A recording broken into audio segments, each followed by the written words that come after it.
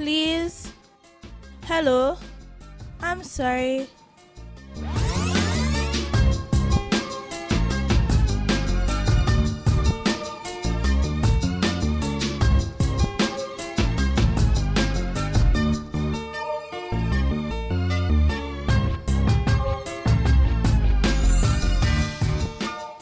Wanna play? What's up? Stop. What's a Wi-Fi password?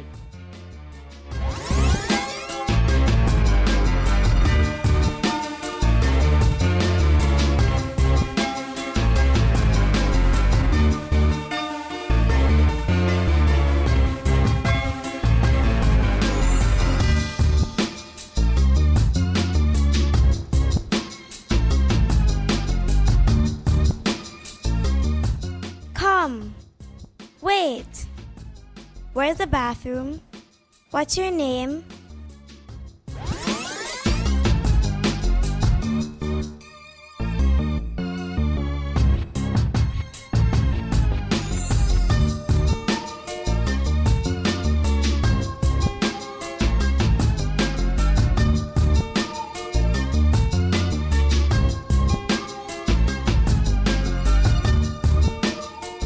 Drink. Water. What's the name of your school?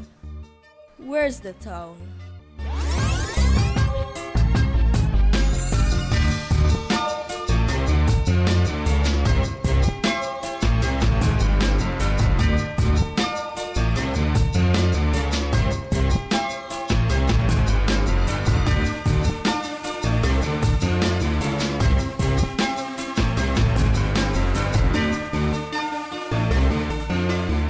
Taxi, bus park, shop.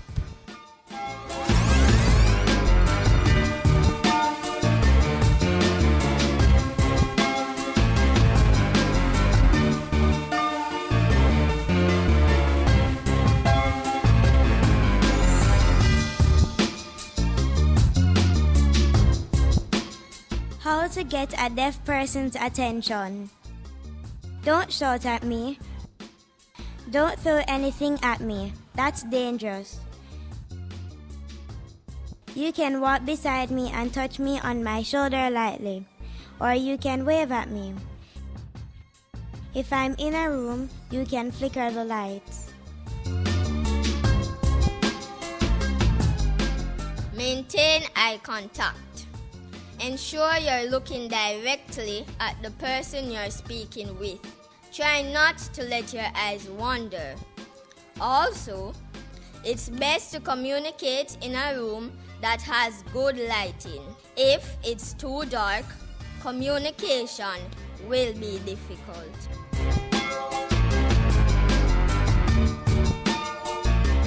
Please, make sure you don't have anything in your hands when you're talking to me.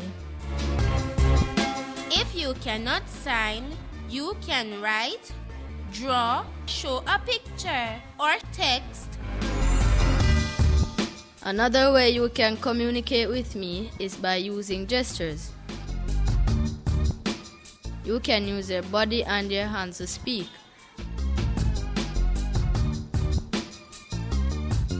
For example, if you don't know the sign for bus, you could use this sign.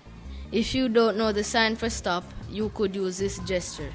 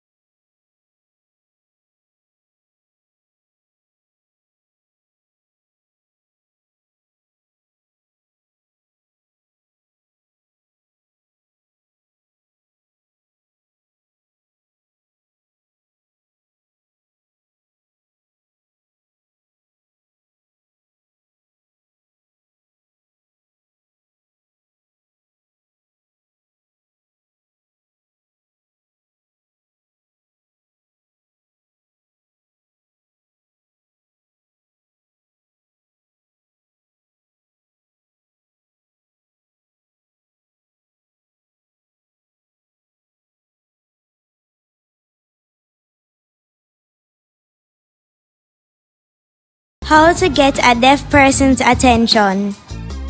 Don't shout at me.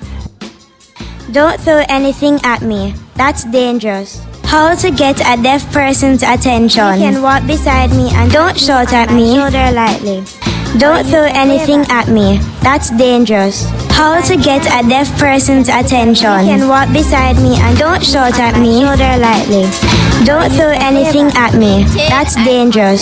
How to get a deaf person's attention. You can walk beside me and don't shout at me. Shoulder lightly. Don't throw anything at me. That's dangerous. How to get a deaf person's attention. You can walk beside me and don't shout at me. Shoulder lightly. Don't throw anything at me. That's dangerous.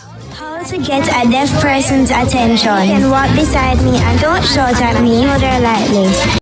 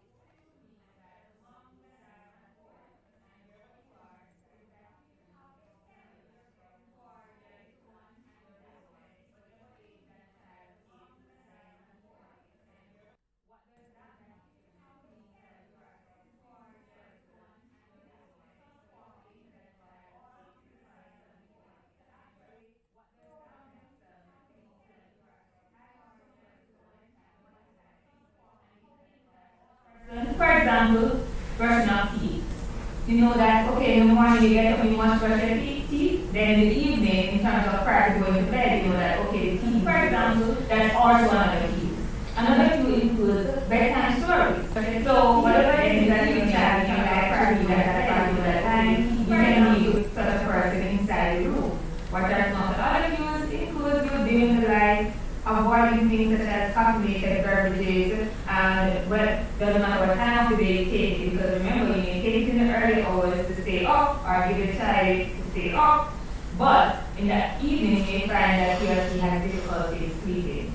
Also, what I like to leave with some other tips, it includes pretty much in terms of your eating habits and schedule. You want to avoid sugar foods as well, because it actually keeps you on the go. So you want to avoid that for that particular child or yourself. I know that you as a parent actually raising a child or How to get a deaf person's attention. Don't shout at me. Don't throw any for that individual. shoulder lightly. Don't throw anything at me. That's dangerous.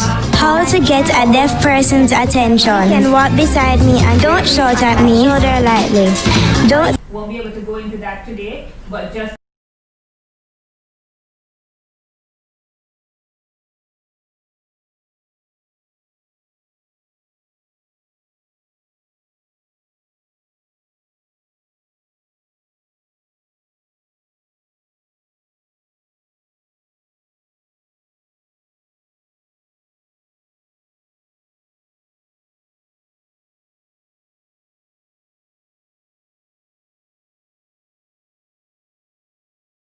So good evening, everyone. It's a pleasure to be here with you and to share with you my experiences as a mother of a child with disability, autism spectrum disorder, and also as a physician who helps parents and children who are struggling with or coping or trying to cope with living with their disability.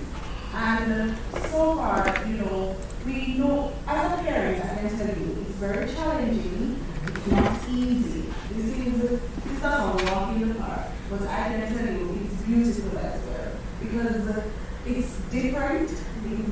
Your child is just different, but it doesn't mean less.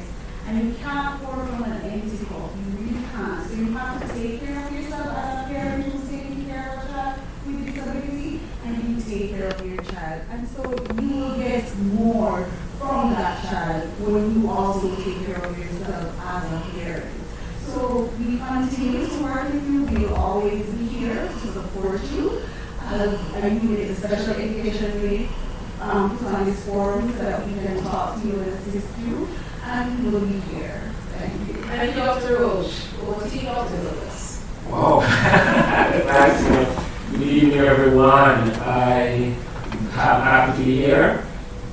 I'm totally blind, so I'm looking at my audience and seeing you all saying, wow, is that really so? I want to take it from the perspective of a person who experienced my mother going through a lot of things. And I realized that parenting a child with a disability can be a very overwhelming and an emotionally charged kind of experience. It can be a great experience as well as it can be a bad experience or a rough and challenging one. But it all depends on the attitude that we take, that parents take as they navigate their way through the whole business of parenting. And what I'm suggesting is that Mama went through a lot of stuff.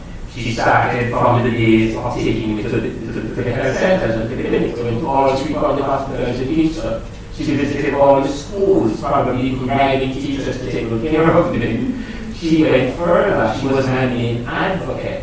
And Mama went through a lot of stress, as I will be talking about the whole business of psychosocial issues. When I wanted my freedom, and Mama was there being very overprotective and caring and loving, I was kind of rebellious and did things that caused her a lot of sleeplessness. But thanks be to God, Mama and I had a good partnership, and we will hear more about it as we talk a little later. For example, brushing our teeth. So you know that, okay, in the morning you like we want to brush our teeth, then in the evening, in terms of practice, when you say, you know, like, okay, for example, that's all one of the teeth. Another two is bedtime stories. So whatever it is that you want to have, you know, like, practice that time, you for the person inside the room. Or that's not the other two. So they're doing like avoiding things that's happening at every day. But no matter what time of day, taking the early hours to stay up, or you decide to stay up. But in the evening, they find that all the time also, what I would like to leave with some other things to do pretty much in terms of your high and heavy. Because actually keep you on the go back to what I know that your parents actually raised my child. How to get a deaf person's attention. Don't shout at me. Don't throw any my parents have been calling in and been saying that what individual and who knows of my Shoulder lightly. Don't throw anything at me. That's dangerous. How to get a deaf person's attention. You can walk beside me and don't shout at me. Shoulder lightly. Don't. Won't be able to go into that today, but just a bonding experience, or is it that we're having a lot of behaviors and frustration? I am here. Hopefully, we can throw back some ideas, and I'll give you some strategies that can help to make your home more calm and peaceful and empower you and the child. All right, thank you, ladies and gentlemen. Having heard all our panelists have had to say, I'm sure we're looking forward to some good discussion and getting some excellent strategies. So I'm going to be throwing out a couple of questions to our panelists, and my first question is for you, Dr. Roach. All right, so from your interactions with children with disabilities and their parents, what would you say are some of the major challenges they're facing now? And are these challenges any different now during this COVID-19 period, or pretty much the same? Okay, so there are myriads of challenges that they face. We could go on and on about the challenges that parents with disabilities face. However, a few of them are that one of the main concerns are resources. There are not, in our setting, resources are limited for children, and I recently found that out when I myself became a mother of a child with autism spectrum disorder. And I'm not just speaking towards autism alone, but the other disabilities that are out there, mental health disorders and physical disabilities as well. The resources are very limited, and even with what is out there, you find that most persons don't have access to it because most of it is in Kingston. And so if they're on the outskirts, in the urban, in the rural areas, you find that they don't have access to it. They have to travel from far to come and get therapy for their children. One example is that I have a child who has autism spectrum disorder and cerebral palsy. And that child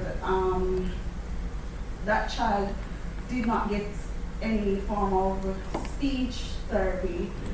She didn't get any form of physical therapy because mom said, well, the only place she could get it from was the Bustamante Children's Hospital at the time. That's the only place she knew of. And it was very difficult for her to travel from where she lived to come to Bustamante Children's Hospital, and she couldn't get it in her parish. And so it was very difficult. When I came to the Child Guidance Clinic, I was like, so we don't have a speech therapist in the government system?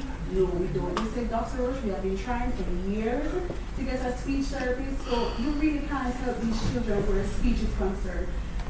Financially, they are challenged because it's expensive. Speech therapy can run from $4,500 for half hour to $6,500 an hour. And the average Jamaican can't afford speech therapy for their children. So how can you help your child that way? I had to make a decision where I had to say, well, do I choose behavior therapy or speech therapy? Because I can't afford both. And so I chose behavior because I know if you can't sit still and listen to the speech therapist, then you know it doesn't make sense. And then I went online and read up about it, and I did the speech therapy at home.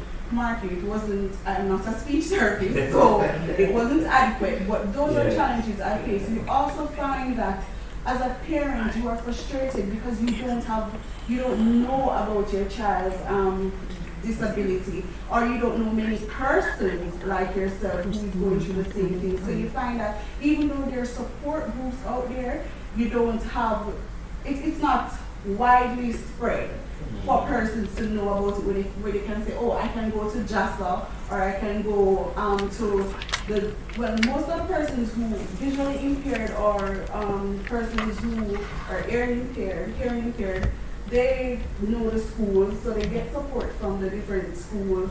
And so you find that that community is very close-knitted. And so even though they have their challenges, they support each other. But you have other disorders where parents don't know where they can go to get some support. And if you don't have support, you really can't cope, you really don't know how to deal with your children, and not everybody has access readily available to the internet, where you can say, let me go and read up about it and let me know. So those are challenges that they face. Oh, okay. Thank you, Dr. Roach. I know you could go on and on, as you said. I'm going to ask Dr. Douglas to jump in here. Yes. Dr. Douglas, there's been a lot of talk about psychosocial care, especially since this COVID pandemic. Yes. Seems to be a new word in our vocabulary. Yes. What exactly is this psychosocial care? Well, in listening to Dr. Roach, it highlighted a number of things. But when we talk about psychosocial care, we're really concerned about the kind of social interaction that parents have with their children with disabilities and their whole families and the various support services that are available, and how those interactions in people and how those interactions impact we have psychosocial. Dr. Lee, nice way to segue is do not get much sleep. Or that may be just a general parents problem. But how important is adequate sleep to health and well-being? I know that could be a whole thesis, but in a nutshell. And what are some things parents can do if they find that their children are not sleeping well, not sleeping enough, or not sleeping at an appropriate time?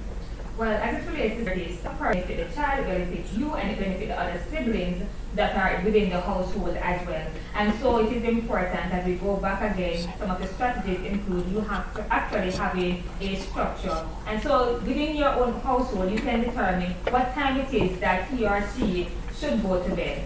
And in essence, what you want to do is actually, when you have identified the time, whether it is a child that is going to school or not going to school, a toddler that is not going to school, then you want to say, okay, let me get this child ready for bed at least an hour before, because we know, even ourselves, we don't go to sleep immediately after when we go inside the bed. And so it's a challenge, but and change is always not acceptable at the onset. And so if you leave here today and start that tonight to frequent to pass urine and have to get up in the middle of the night, or is it that, okay, they have certain other illnesses and not just due to the medication, and with these illnesses you also have this urge to always be on the go.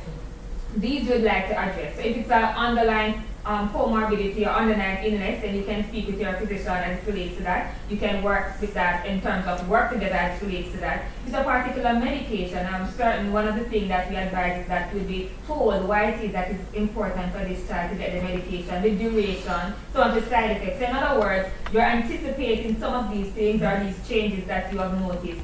As well as you can work with the physician, can this be changed? Can you take it 6 o'clock in the morning versus 6 p.m. in the evening? Some of those changes or amendments can be made as well. We speak about in terms of the sugary foods, in terms of refined sugars. Again, in the toddler age group and the kindergarten, you usually say carbohydrate or the sugar is to go. And pretty much you say, man, this child is so hyperactive, you give him a sweetie or while ago a lollipop. And so yes, they're on the go. So again, you want to avoid some of these things. You want to reduce the intake of some of these things as well. And what is also important is again that you ensure that you have certain, you can dim the light. Again, it's a cue to the child that it's about to be bedtime. I'm expected to go and sleep shortly from now. And what that does is eventually, yes, you may turn off the light or so forth, but what it actually helps is some of the hormone or one particular hormone that we call melatonin that you really don't need to remember, but it's just that, when it's in the dark or that's one of the reasons why you sleep in the night, in essence, that hormone that is being released. And it is really important because, as we said, it helps you get your day started. It helps you feel energized in terms of even your skin. It's not only the vitamin E and the vitamin A, but it helps you as well. Sometimes I say, boy, you were up last night because you don't have that glow. And so it is very important in terms of you functioning and concentrating. So you, mom and dad and all the siblings or whomever you are in terms of taking care of this little one, sometimes you may find that, my gosh, my approach might have not been the best one. Sometimes it's due to stress, yes, sometimes due to lack of sleep, in terms of our aggressive behavior oftentimes that may come out. We really didn't mean it, but in terms of us getting adequate sleep, it definitely helps. Thank you. I have to come back to you shortly now. All right, Mrs. Franklin, let me bring you in on this. Well, this homeschool thing has been a very stressful period for us as parents, particularly of parents with children with disabilities. It's been really difficult, right? Now, what are some tips that you can give our parents for helping their children learn while taking care of themselves? Because we just heard what Doc said. Right. You know, they're getting upset right now. Okay. And Doc alluded to a lot of things that we do in behavior therapy, because first of all, when our parents, you like to tell me that the child is just not sleeping. And Doc said it well. When I asked, what is the nighttime routine like? Well, I just let them go to bed anytime, sometime 8, sometime 1 o'clock. It cannot work. So the first thing is that the child needs to be on a schedule. And it's not just a schedule for Monday and then you skip Tuesday. Consistency is the key. I like to say, if you put in some effort now, you'll have great benefits later. So that is the first thing. You need to have a consistent schedule, right? So after that now, you need to have a dedicated space in the home for the homeschooling. No one know what you're going to say, parents. Boy, we're poor and that. No man, nothing technical. It can be just a corner and you have the child facing the wall. No parents, I know we like it pretty, but that just distracts from all of the learning. So it must be as bland as possible, right? So that is the next thing. Choose your battles as well. Now, we were having a nice little conversation earlier, and we alluded to that. Sometimes, if the child says, boy, mommy, daddy, I'm not in the mood to do any math today, don't stress it. We can do the math tomorrow. Choose your battles. Now, we have to understand, this is a new normal, and we're home every day, and everybody is frustrated. So choose your battles. Now another thing, and it's a big one, and parents, I don't know if parents are listening to me, so listen to me now. Exercise. If you let your child do 3 to 5 minutes of exercise before they start the actual schoolwork, call me and tell me if you don't see a difference. It allows the oxygen to flow around the brain, and it allows them to relax. Now also, you can just be flexible.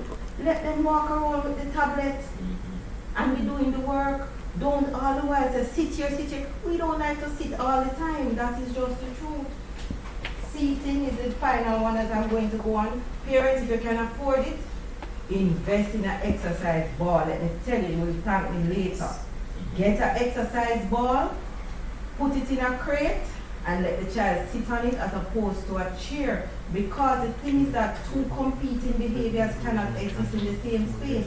So while I'm trying to sit and be focused, I will focus on the screen. Now if I'm on the chair, I can kick, I can turn it over, all of that sort of a thing. So seating is important. All right. Well, we're learning a lot. We're learning a lot, ladies and gentlemen, and we're seeing how all of these pieces are interrelated, right? I'm gonna go to Dr. Stevenson Harris again, Dr. Roach. It's supposed to be your time, but I'm gonna go back to Dr. Stevenson Harris because I'm mindful that she will have to leave us at a particular time. So I'm gonna jump right into the nutrition piece. What's the best advice? Mrs. Franklin mentioned the parents are saying they're poor. They've lost their job. It's COVID. What's the best nutrition advice you can give for the parent and for their children? Don't need the broccoli. You don't need organic food in order to be healthy. With that said, I just want to say that we're going to wear tomorrow. But not just for tomorrow, but for the week or for the month. We will cut expenses. And again, we will not be able to say we cannot afford certain things. It may happen at times, but in a sense, what you're doing is bulk buying, so you spend less. And you're still getting value for your money. The next thing I'd like to say, and when you plan in a sense now, once you have the space at home and you can put, for example, if it's 5 pounds of sugar, rice, 5 pounds of flour, or whatever it is, then, and well as in terms of canned food, meat, whatever it is, you can store it away. What you then do is that, what it is that I'm going to have tomorrow, Monday, Tuesday, Wednesday. Some persons say they don't like to have the same thing every day, and you really don't have to. But what you can do, let me tell you something, it saves you on gas, it's saving my house on gas, it's saving in terms of preparation time, so you who have to rush to work, as well as time is money, so you need to go and earn. I do understand that. Once you put these things in place, and guess what? It helps you actually having a balanced meal much more frequently on a day-to-day basis. And sometimes we do miss, but I'm saying it helps us in terms of guiding and us knowing what it is that we are taking in and essentially it helps us to meet our nutrient needs, right? Because oftentimes when we grab and go, we take things that are caloric dense. In other words, we're not getting all the nutrients that is so essential for Johnny to actually, sit still, and Johnny to carry out his daily function, as well as you in terms of, having that strength and that energy to go and do that which you have to do. So in a sense, meal planning is vital. We encourage you to have at least 3 meals per day, and 2 to 3 snacks is fine. And when we say this, we're not saying you're going to have a lump sum at each sitting. We are just talking about the spacing of the meal, because again, how long the food will take to digest, and in a sense, you may feel hungry again. So when you think about it, when we say 3 to 4 hours, you're having the snack, you're having the meal. In other words, what you're actually doing, you're replenishing the body, getting it ready for the next day, and that is vital. You want to ensure that you're having your fruits and your vegetables. Why is this so? There are certain micronutrients as well as vitamins and minerals that is essential, and we love to eliminate the fruits and the vegetables oftentimes. I'll go back to expenses. How can we, include this? I always say, guess what? You buy what is in season.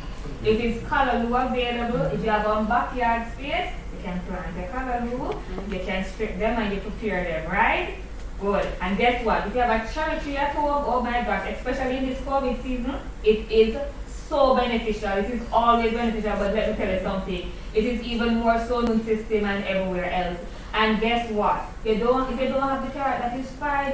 Carrot can be expensive, but I'm not bashing any of them. I'm just saying, whatever it is that is available, if it is cucumber that is now going for cheap, you can buy the cucumber. You don't need to get the salad tomato. If you can get the small tomatoes and you're still getting your nutrients that is essential, right? And so I would encourage you the food groups in its required proportion. You may not know what it is that is required for you. You can speak with your dietitian or your nutritionist, but we want you to also bear in mind for those persons who are underweight, those persons who are overweight, those persons with diabetes, those persons with certain deficiencies, calcium deficiencies. So we do have some of our persons with disability who have the calcium sunlight, and so we actually helps you to do that. Let me jump to the alright. So with respect to my child's disability, it's every stage is different, to be honest. I can't say when he was 1 something different. He's now, I would have to try and go each stage. So what I'm going to do, I'm going to try and pick the greatest challenge that I find that is consistent through. Again, it was for him, it was a lot to find that behavioral therapy for him, because he needs 40 children in one class, and then to have him, how did I cope? Well, and so mommy would help. My husband, he took time off from school and stayed home with him, made the decision. So those were hard decisions to make, but he made them. And so we just had a support system. Also, meeting other persons. I want to tell you that I didn't know that some resources were out there until I started working at the Child Guidance Clinic, and parents started to tell me, say, so Dr. Roach, you are telling me, say, you don't know, say, special education help out with the shadow and help with placements of schools. And I'm like, that existed? And they said, so Dr. Roach, you didn't know that there's this place, Jamaica, this talking to my greatest challenge. My greatest challenge in all of this was more the resources that were available for my child. And I'm still facing that up to now, but I can tell you it's much better, because when you start liaison with other parents, you get to realize, okay, we can do this, we can do that, and you find that you're able to cope a little bit better than not knowing at all. Great. So what we realize is that the child presented multiple opportunities, right, and led you to resources. That's really inspirational, Dr. Roach. Thank you for sharing that from such a passionate place. So, Mrs. Franklin, let me jump over to you again. ADHD, all right? There are some parents at home right now and they're saying, yeah, it's all well and good what you're saying, but I have a child with ADHD and he just can't sit still at any tablet, any device. What advice could you give them? What are some strategies that can help to focus? So the other strategies that I alluded to is perfect for children with ADHD. So you have your little quiet place, a bland area, And the ball, the exercise ball for my kids with ADHD is perfect for keeping them steady. Also, you need to give them something in their hand. You have the fidget toy, you don't have to use all of that. All you need to do is get a little socks, put some peas in it or some rice and put it in their hand, and so when they fidget with the fingers here, then they can focus on the screen. Also, as I said, if you have the tablet, let them walk around. You also need a blended approach for my kids with ADHD. What that means is call miss and talk to the teacher, let you give you some of the work printed, so they can spend some time online and sometimes doing the printed work. Now also break it down in pieces. Now my parents and my teachers that are listening, now if you give a child with ADHD a sheet with 20 math problems on it, I don't know about your children with ADHD, but I know that the ones that I encounter, the cheer all over the place and all sorts of antics going on. All I do is I get some strips of paper and I write down question 1 on it and then do question 1. Yes. Sometime in one session they're doing all 30 math problem and they don't realize they're having so much fun. And when they see the paper and see that the little strips, give that to teacher. Teacher must be flexible as well. It's still the 30 or the 20 math problem, not because they're on strips, so break it down. We have to make things more flexible. And remember, you know, on a good day, we get frustrated. More so our kids with ADHD. And I mean, their attention span is half that of the typical child. And even now in the household, they're climbing the walls. And Dr. I spoke about the nutrition. Parents, you see her, listen to her, please. That is a major problem in behavior therapy. When you're giving your kids all of these juices and all of that, it makes them bounce off the wall. And I find it hard to deal with them. It's just the truth. So if you deal with the nutrition, then behavior therapy will be easier, speech therapy will be easier, and guess what? You'll be resting back in the evening when your child with ADHD is sleeping and saying to yourself, thank God for that panel. Alright, so that's right. So can I just jump over to Doc now? Okay. So is there any truth to the notion, Doc, that diet, there is some relationship between diet and the behavior of children with ADHD? If that is so, what should they be having and what shouldn't they be having? And we have to wrap this up. We're going to go to a break shortly, so I'm giving you a minute to answer. Okay, sure. Well, yes, as it relates to whether or not diet actually affects your sleep.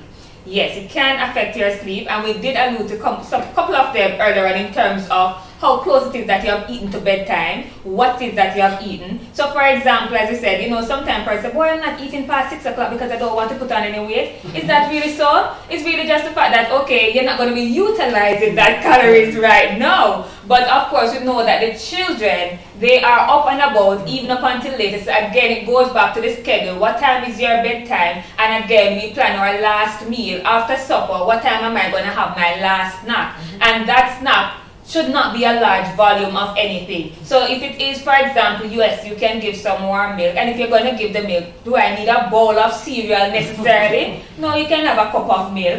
Because again, you're thinking that, okay, he had taken in all his required amount of calories from earlier hours, and I'm just giving him or her a snack prior to going to bed. And it's not immediately after, because you don't eat and then go and lie down, because you think about some other ailments that we won't go into today.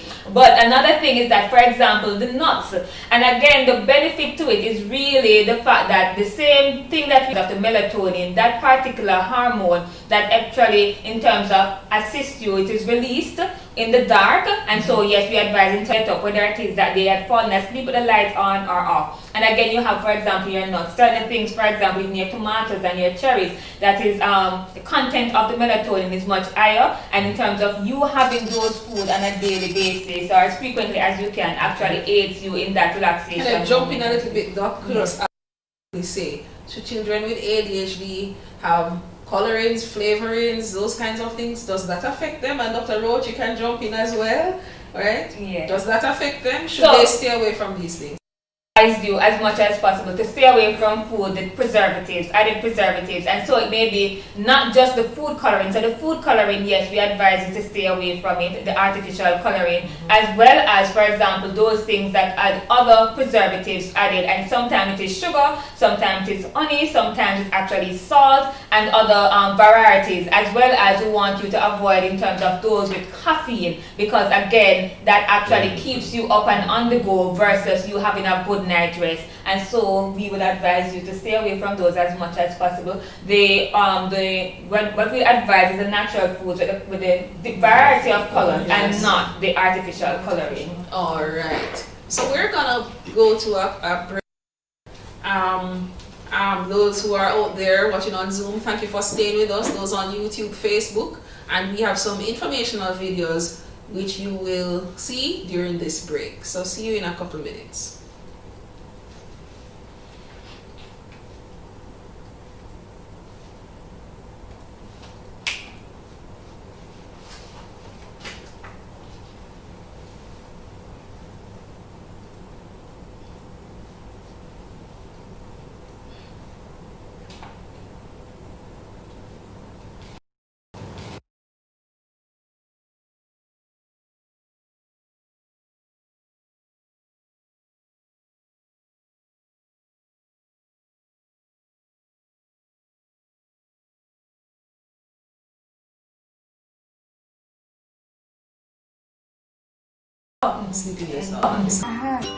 I'm eating fruits and vegetables.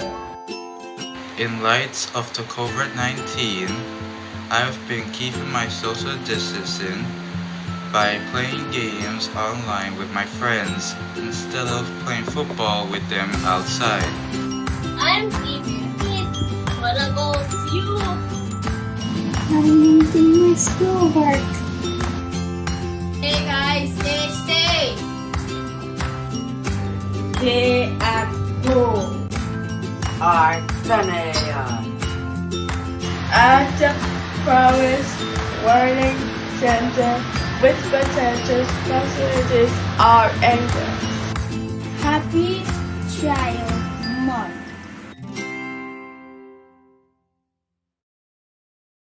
A message from Santa of Promise.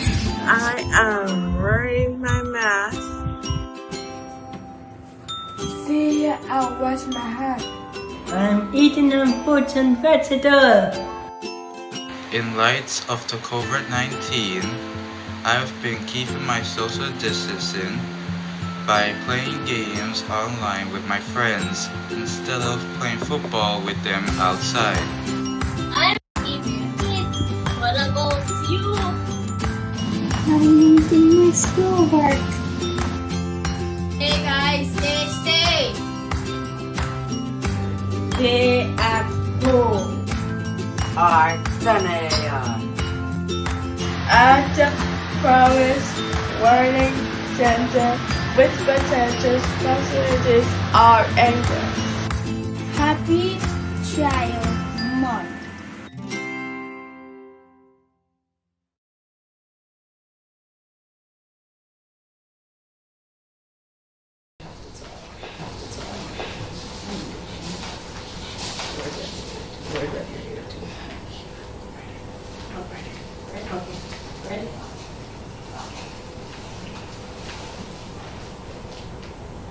So welcome back. We're gonna go back to Dr. Stevenson Harris.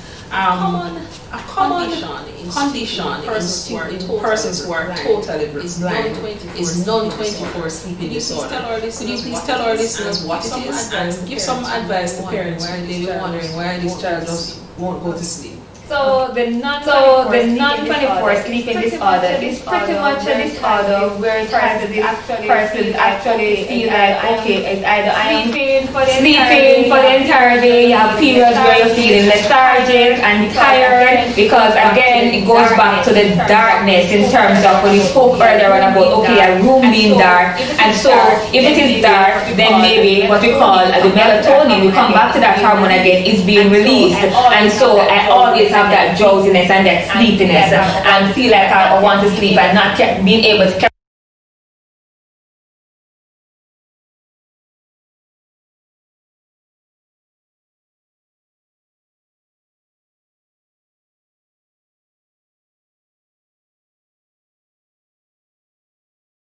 time of the day. And in essence, even your eating pattern affects it as well, even though sometimes we think eating is the least. And so in terms of how you can actually deal with your child or to get some better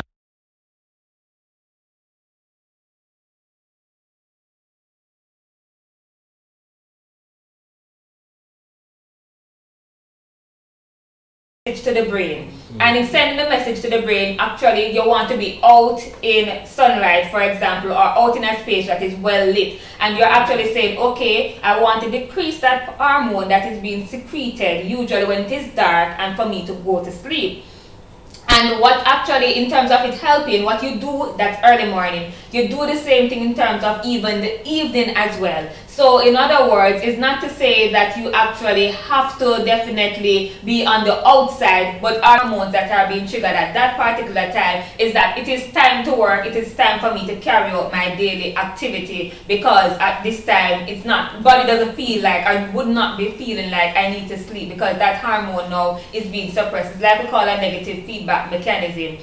And the next thing is also in terms of your activity. So your physical activity, actually, exercise is so vital, just as how sleep is and eating is. And so it actually helps even in the regulation of this particular hormone as well. So in essence, you are saying, all right, I am very active at this particular time. So therefore, and again, it's almost like you put in the body on a schedule. So therefore, I'm not in a relaxed mood, and so I'm to fall into sleep or having nothing to do, feeling that lethargy coming over. And so you talk about even your eating behaviors, because that also, think about even the digestive system. Again, I am consuming something.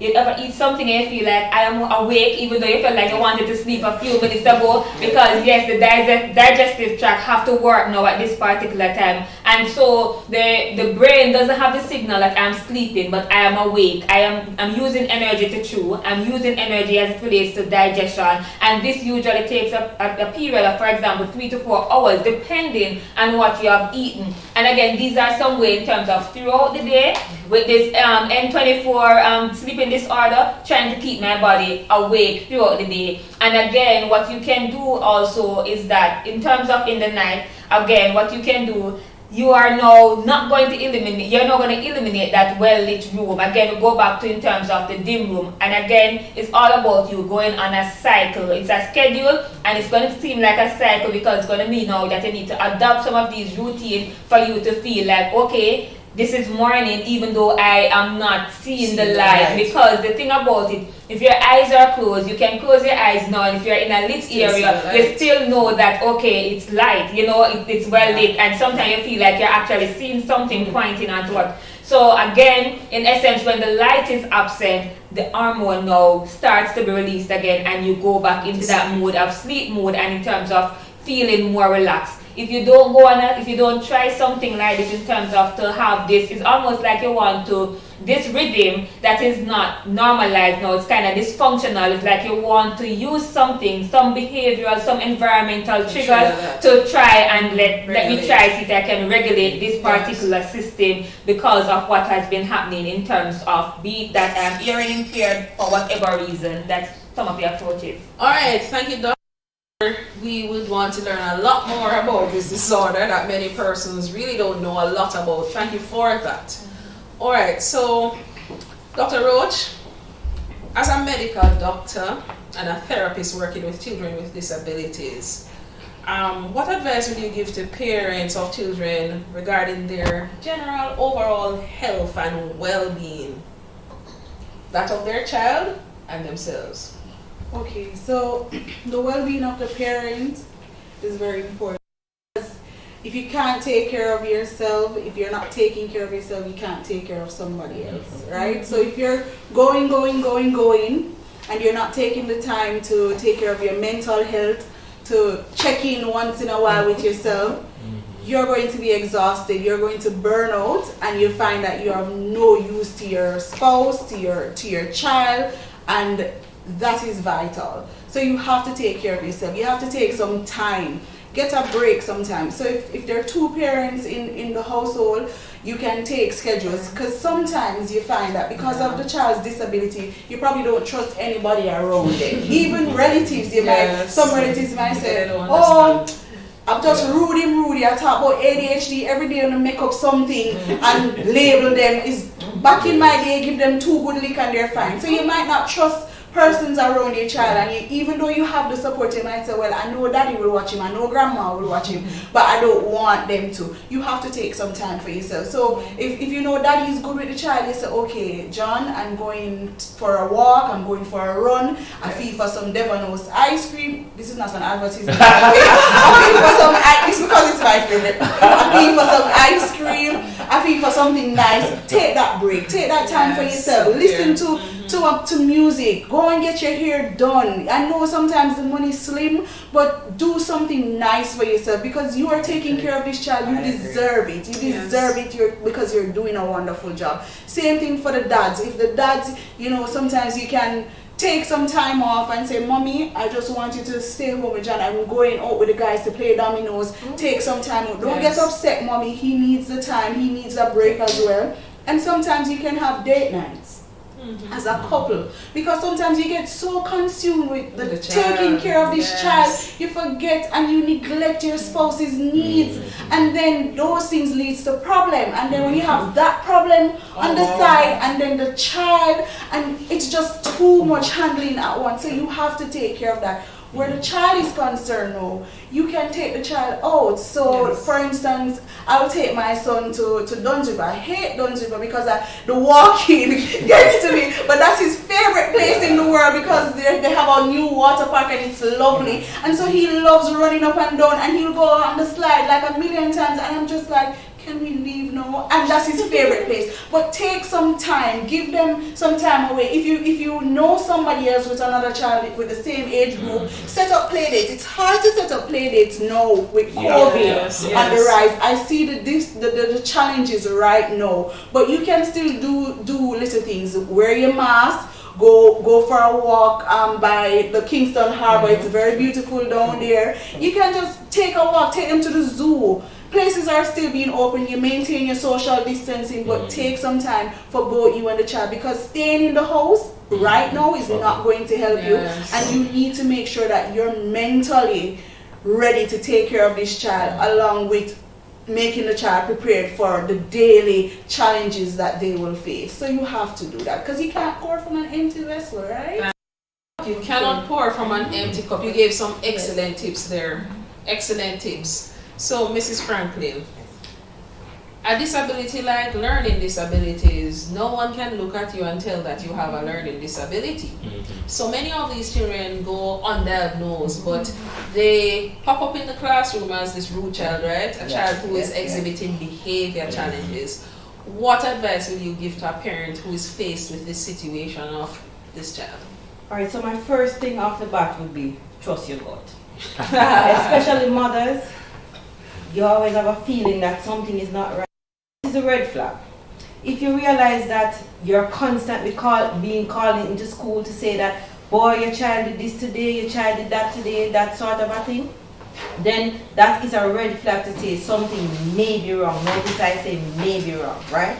Now, if that happens, then you have to be an advocate for your child. So you're going to have to go to the school's guidance counselor and say, listen to me, I am not sure if something is actually wrong with my child, but just in case, where could I go to find out, right? And we have government entities. You can call special ed unit and they'll tell you where to go. Advocate for your child. When you're at home, as I said, with a gut feeling, you feel like something is not right. You say, boy, when I look at the reports, he's not or she's not up to par. Yes. So when you're at home, keep your instructions simple, right? Now you have to preempt areas of frustration.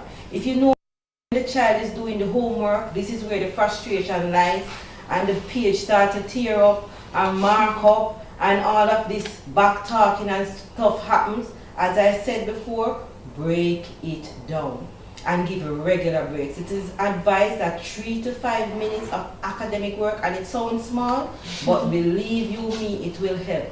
3 to 5 minutes of academic work, and then give a break. No more than 1 to 3 minutes.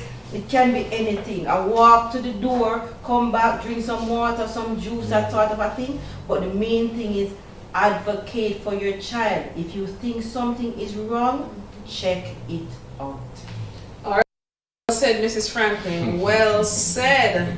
Follow your gut, parents. Usually, the parent is the first to know, right, that something is going on. Trust that gut feeling. All right. So, I go to you now, Dr. D. Yes. So it appears that a parent needs to understand about their child's disability. How does knowledge of the disability impact the level of stress that they will experience? I think it's well known that knowledge is power.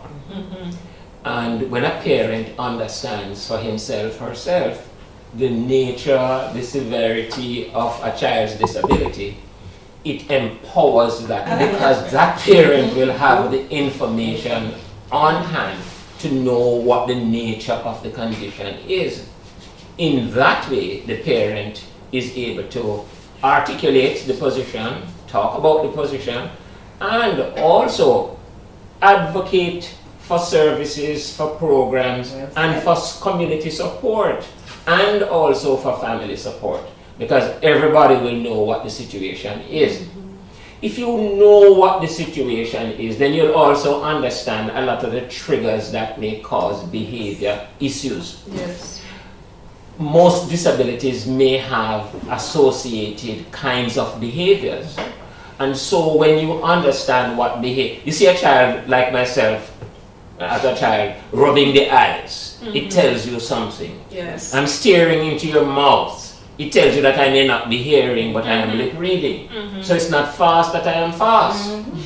A child who has autism and is constantly covering up the air or spinning and doing all of these interesting things, it simply means that these behaviors are associated with the disability. Yes. The child who is learning disabled has certain behaviors and may be seen like the gift child who is gifted, which is a specialty. May think that that child is just rude and out of order and like to backchat. But these people have to ask a myriad of questions to clarify to process and to understand what is being requested and what they're supposed to do. So knowledge is power. If you know what is happening, then you're better able to treat with it. And it simply means, therefore, that before the parent can treat with it, the parent must first put on his or her oxygen mask first. Energize yourself with the knowledge. Yes. Make sure that you have that. Know also about resources. Yes. Because if you know where the resources are, then that is able to help you get some help. You may hear people talk about going to the Jamaica Council for Persons with Disabilities. You heard that already. All the different non-government organizations provide very useful help. And as Dr. Roach also said earlier, if you know where to get the help, then your stress level will be reduced. Yes. Can you imagine if you know that you can get a little financial help from the Ministry of Education, Special Education, then you run down there with your shirt pan and lock it up very quickly. Because you know that some help is going to come from there. And you have to do it quickly too, because the resources will run out. So know where you can get help. Dr. Roach spoke earlier too about the whole business of getting family support and the importance of that. My mother used to take me everywhere she went because I couldn't see at night and nobody was at home with me. But some people can't do that. Some people have to take the child, some people have to stay home for work and for recreation. They can't do any of that. But can you imagine if you knew where you could get some help? You heard about respite care, where you can ask family and friends, and if you have a little change, you can get somebody to come and stay with the child for a period while you go out and enjoy yourself and chill out and relax. Because if you don't relax, you know, you're going to be one of the most miserable persons in that household. And you're going to end up with the children also being miserable, spouses being miserable, and guess what? You have a house full of miserable people. So, information again, I say, know about your child's disability. If you don't know, you can't tell people about it. You don't know what to ask for. So we're saying information is key, and we have to do that. You also want to know if things should get, when you get old, or you should get ill and you should die, what is going to happen to that child? Who is going to help? So in order to die in peace and to relax, know what is going to happen to the child. Because if you know, you are at greater peace with yourself. And know also what is causing that child to be stressed. If you know what is causing the child to be stressed, you are better able to control the behavior and to make sure that that child will exhibit the kind of behavior that will help that child to grow and develop well. So can I ask? Yeah.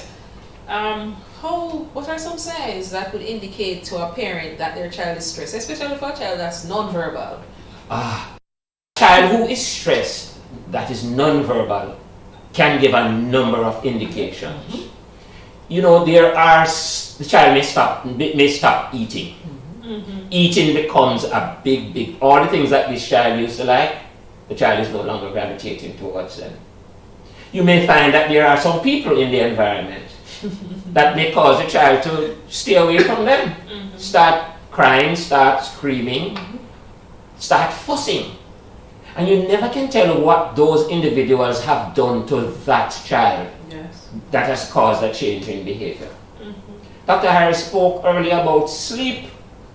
That child may no longer be sleeping at peace. And that child may even start bedwetting again. A very important indication that something is wrong. Then you may find that that child pulls away and stays by himself, herself. May become very tipsy, latching on to parents and to other people as a sign of security. They're begging for comfort. And so when we see these things happening, we must now view them as signposts to say something is wrong.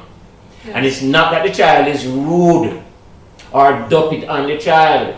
It simply means that this is a cry for help.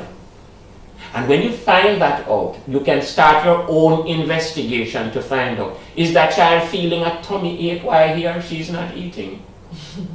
Alright, so we have to be very observant as parents. That's it. No signs. I'm going to take one other question before we break again for a little bit. Dr. Roach, we've talked a lot about parents really need to know, they need to be empowered, they need to know where the resources. But we realize that, you know, Mrs. Franklin said follow your gut, but sometimes your gut is telling you something, but you're in denial. So many of our parents are in denial about their child's disability. As a parent of a child with disability, as a therapist, what is some advice you would give to these parents? Alright, so denial, boy, I can tell you. Denial is that thing that you see the thing right in front of you, you know, but you tell yourself, no, it's not going to rain today. And when you hang out the clothes, it's not going to rain, even though you see the rain set up, it's overcast. But you hang out the clothes and the rain fall, right? Wet up the clothes and everything. Denial.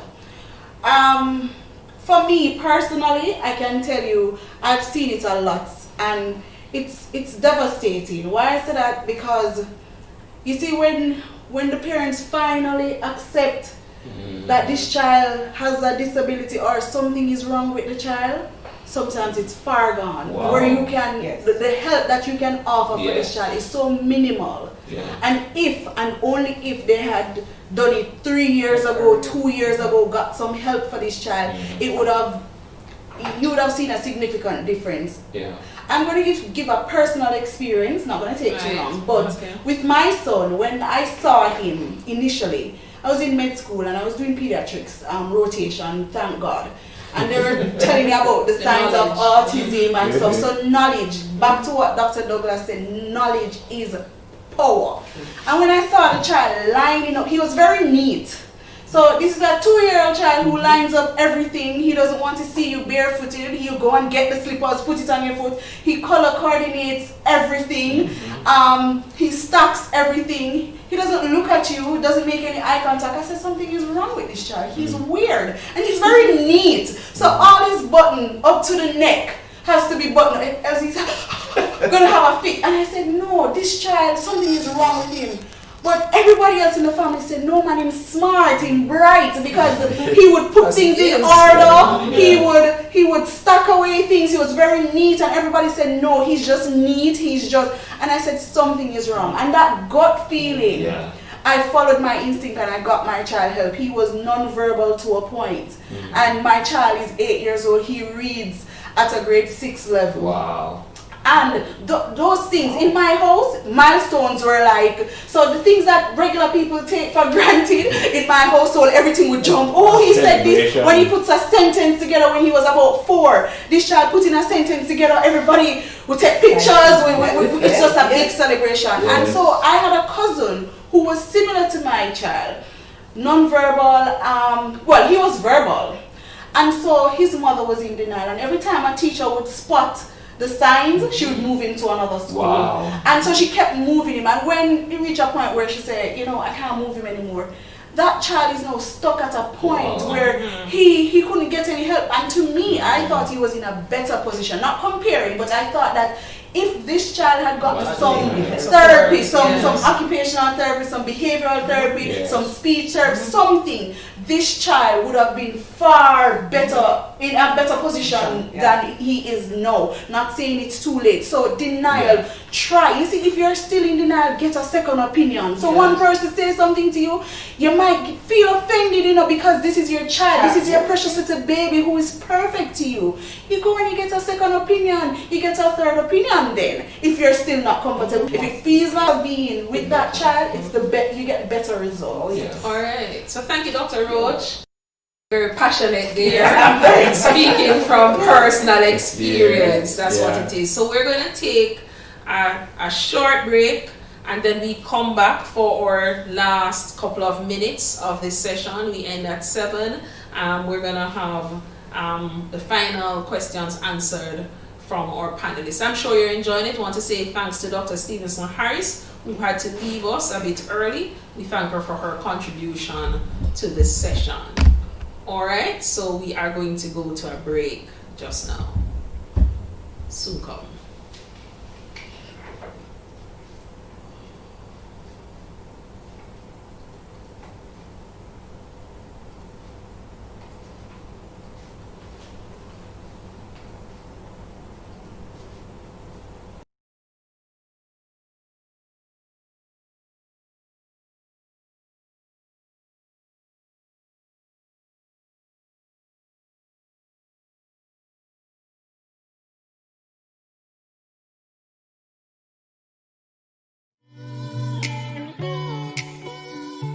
I am an athlete representing Special Olympics, and it was a bronze medal in 2017 at Austria Winter's Game. From my first time, I felt more than proud.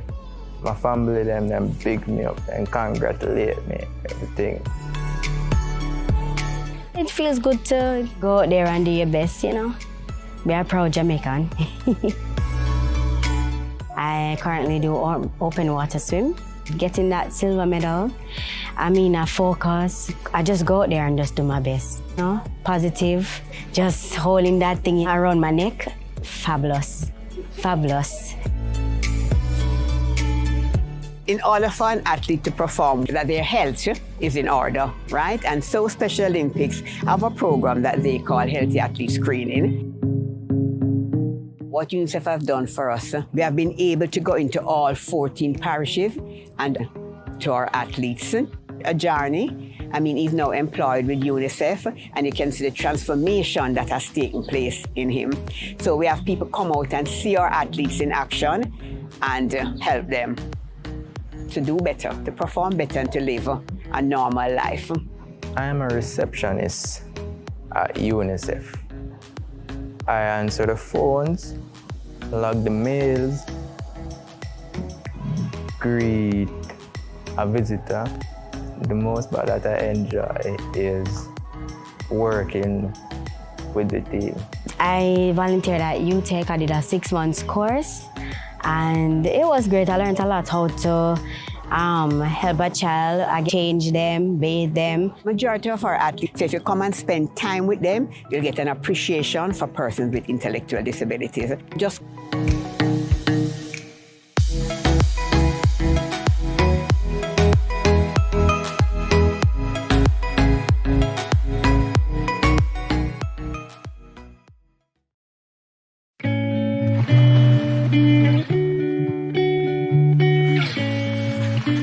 Special Olympics is really a global movement, right? And we here in Jamaica, we form a part of that group.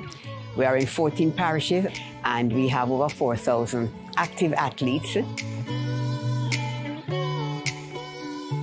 I am an athlete representing Special Olympics, and the game that I play is floor hockey. The medal I won was a bronze medal in 2017 at Austria Winter's Game.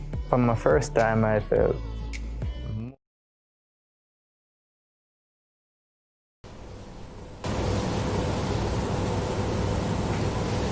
So welcome back. I'm sure you have been enjoying the discussion. I hope you've been taking notes, getting good information. And we are in our last 15 minutes of this presentation. We're gonna go into some final questions for our presenters. Now, Dr. Roach, you've spoken so passionately about your son. I'm sure we're all hoping to meet him and see the success he's sure to become. Now, many parents of children with autism have an issue with nutrition. These kids tend to be picky eaters, right? They have certain peculiarities when it comes to food. What advice would you give to a parent, so that nutrition is not compromised? Okay, so I'm still having challenges with my son and his peculiarities when it comes to food. It wasn't a big thing when he was much younger, because what happened, I introduced him to everything at that point. And so he ate based on consistency, meaning he can't put gravy on his rice, he would never eat it. Wow. So he's very peculiar about his food. So we make sure that that's taken care of. However, what changed was that he was traveling back and forth, and when he goes overseas, they'll feed him only what makes him happy. So when he comes back to me, he's spoiled by grandma, and so he doesn't want to eat certain things. What I find is that, all right, for the younger children, you bribe them a bit to say, well, if you eat this, we can have something that you like later. So if you eat the vegetables, we could have. So my son, he loves food, well, certain foods, and so he say, I want chicken nuggets. I only want chicken nuggets. So he only eats chicken nuggets and frankfurters, that's cooked up sausages. And if you give him anything else, you could cook curry goat, oxtail, all the lovely things, he will not eat it. And he just wants chicken nuggets or sausages. And so I would say, if you eat the vegetables and you eat the chicken nuggets, you will get the chicken nuggets. And he says, why do I need to eat the vegetables? Because he asks lots of questions. And I said, well, vegetables make you strong. It makes your skin pretty, because he's into his looks and appearances. He says, it will make me look handsome. I will encourage him. I will tell him, oh, you see, he'll say, Mommy, you're very pretty. I say, you know why I'm pretty? Because I eat all my vegetables. So you can eat a little bit of the vegetable. He says, okay, I'll eat some broccoli because it will make me handsome. Or it will. And so you find that he'll take a little. It doesn't work all the time. So what I'll do is sometimes I buy vitamins, the gummy vitamins for him, and he'll eat it. And I would say, well, if he's not getting it from the food, he'll get it from. So I try to make sure I give him something from all the food groups. So the vegetables, and he likes rice and dumplings, so I try to give him that. So I always try to mix it with something that he likes. So if he's going to eat the vegetables, I give him with some like cabbage and dumpling and I put it on it. He says, no. I said, no, you have to eat it. That's the only way you get the dumplings. And he says, okay, and he'll eat a little. You have to try and balance it. It's very difficult. I'm not going to tell because I still have. And he said, listen, if you eat it, we'll go here. You have to, because it may seem as if, oh, I'm a parent. Why do I have to bribe my child? Why do I have to? Sometimes you have to give in. I'm sorry, parents, but you have to compromise. You have to compromise with these little humans. You have to be flexible with them, and you have to tell them, okay, you can. If you eat your vegetables, maybe you can watch TV for a half hour more. Something that they like, and you find that they'll do it because kids with autism in the behavioral therapy sessions, the only way you get them to do stuff is when you bribe them with a toy that they like. So I found that it works in other areas. So I bribe him with something that he likes, and I will get him to eat a little vegetable. And you just give them some vitamins and Pediasure if they like milk, and you try to substitute, and that will help. Alright, so it's positive reinforcement. Yes, it is. Yes, so let me just jump over to you. Doc mentioned the word spoiling, right? Many parents, probably I shouldn't say many, right? Sometimes parents of children with special needs may tend to spoil them because they're not sure how to discipline. What strategies do you have for our parents? Alright, first just say, let me address my parents. Now, parents in the real world and our children live in the real world, there are consequences for everything. Right? So there must be consequences in your household as well. Further to that, your child with a disability to be as independent as possible because you are not going to live forever, right? And chances are, how you take care of your child, another person may not take care of that child as well. So that child must be independent. Now, having said that, you are stunting your child's growth when you don't allow them to do things that they can do. Now, parents, a big thing is let the child get ready in the morning. Parents, you will say to me, Miss cannot do it. He cannot do it, Mrs. Franklin. I said, okay. Is there a medical reason? No. Child has serious fine motor skills problem? No. So why is the child not putting on their clothes in the morning? Because I can't bother. Right? Now fast forward, this child is 5.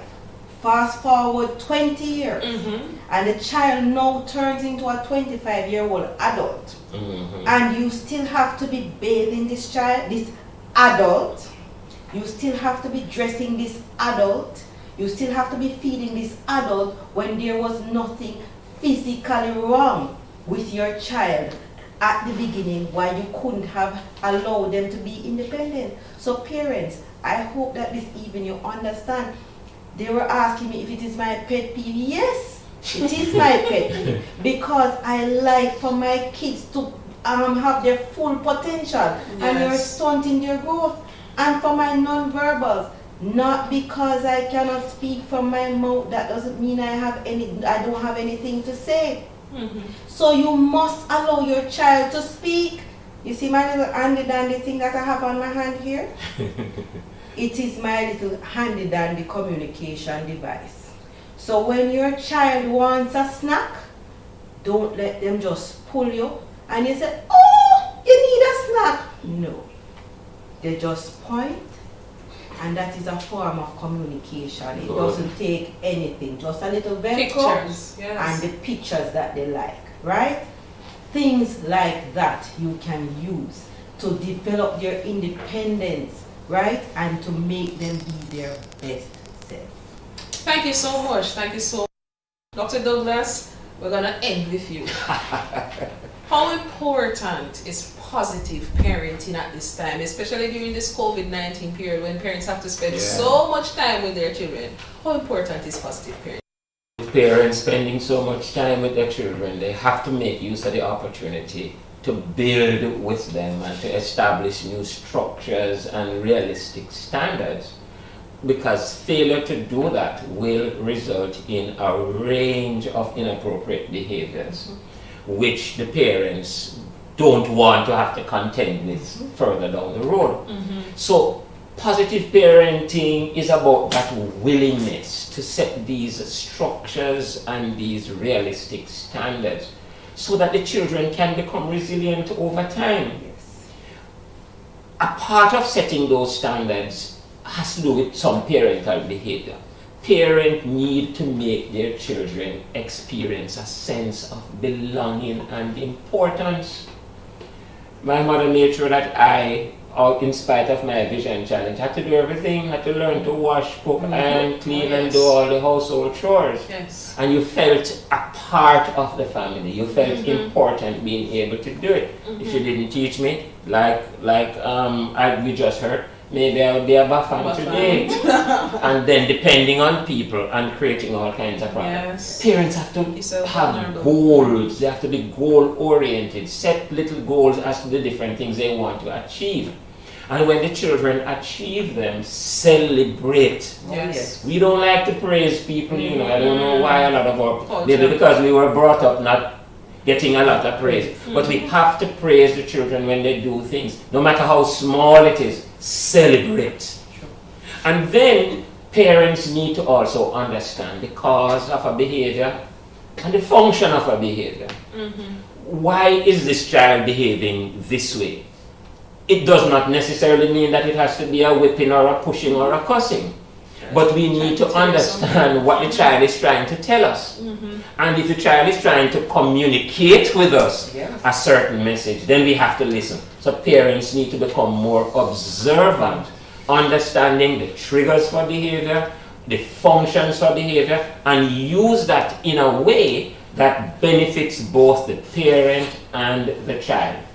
This is what we call positive behavior management. This is what we call positive parenting. Amen. And if the parents can achieve just that one thing, using the reinforcement where it is necessary, celebrating and praising where it is necessary, making the child feel a sense of importance and belonging in spite of everything that is happening in the house or in the community, the family must ensure that this child feels a part. All right, thank you very much.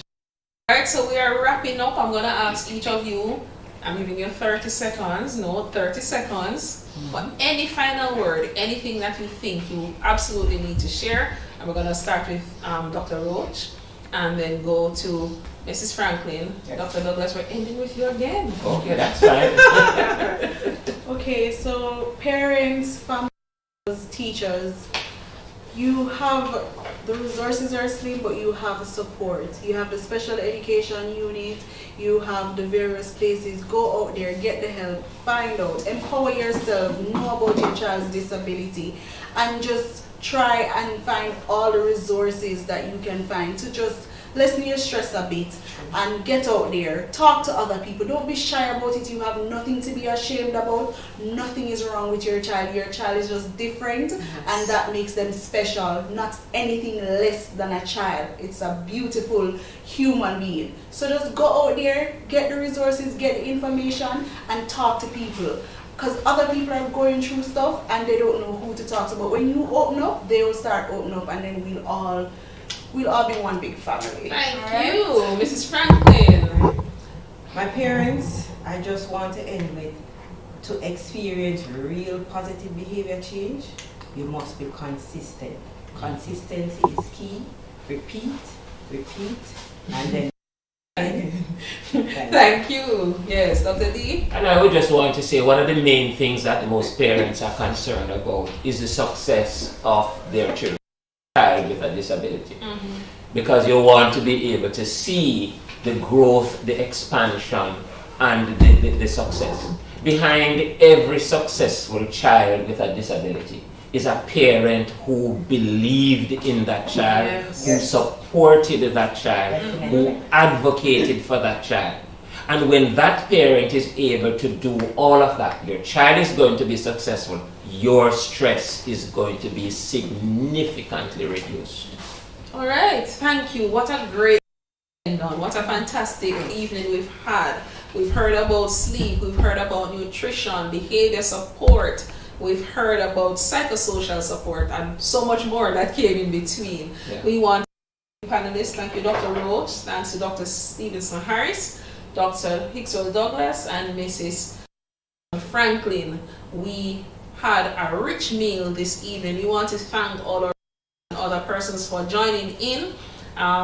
We hope that you have benefited immensely from this session, and please know that you can reach out to us, reach out to the special education unit, and if you want to get in touch with one of these persons to get some further discussion on something they said, you may call us 876-967-2312, 876-967-2312, or you can send us an email at specialedu, that's SPECIAL edu @moey.gov.jm. So thank you, one and all. Thanks to our various partners, Digicel Foundation, the Media Services Unit, the Communications Unit, Jamaica Teaching Council, Jamagination Studios, thanks to our sign language interpreter. Thanks to all the members of the planning committee headed by Ms. Jennifer Harris and Mr. Vivian Blake. Thank you parents, other stakeholders, wherever you joined us from. It was our pleasure having you. Continue to respect, protect, and advocate for the rights of persons with disabilities. Thank you, have a great evening, and God bless you all.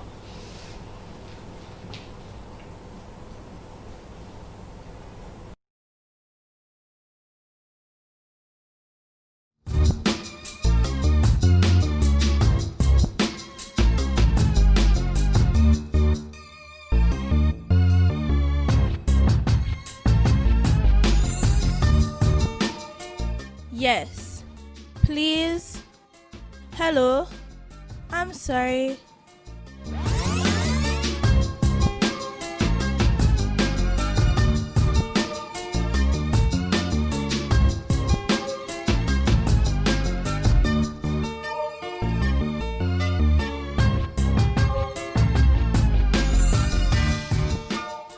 Wanna play? What's up? Stop. What's a Wi-Fi password?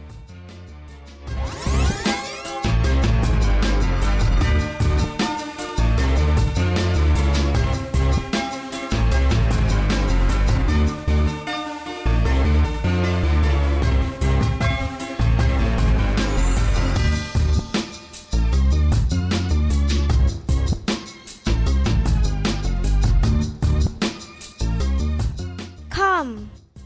Wait. Where's the bathroom? What's your name?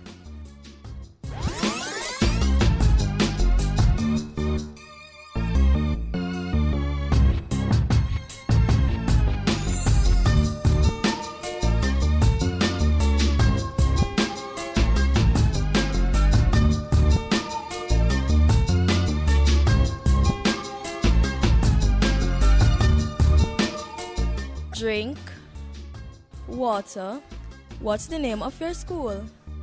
Where's the town?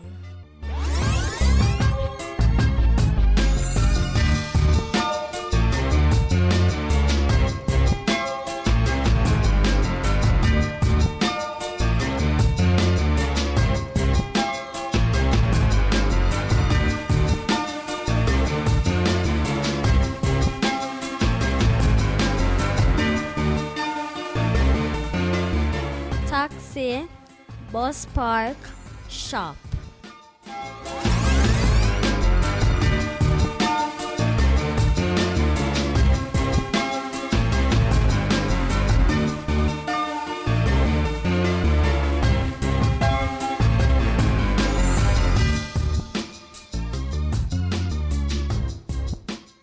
How to get a deaf person's attention. Don't shout at me. Don't throw anything at me. That's dangerous. You can walk beside me and touch me on my shoulder lightly, or you can wave at me. If I'm in a room, you can flicker the lights. Maintain eye contact. Ensure you're looking directly at the person you're speaking with. Try not to let your eyes wander. Also, it's best to communicate in a room that has good lighting. If it's too dark, communication will be difficult.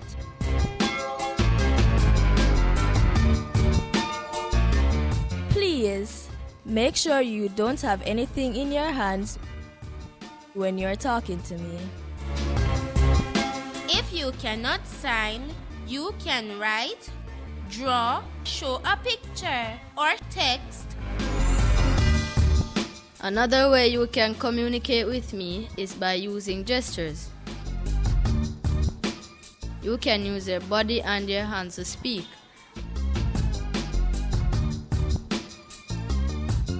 For example, if you don't know the sign for bus, you could use this sign. If you don't know the sign for stop, you could use this gesture.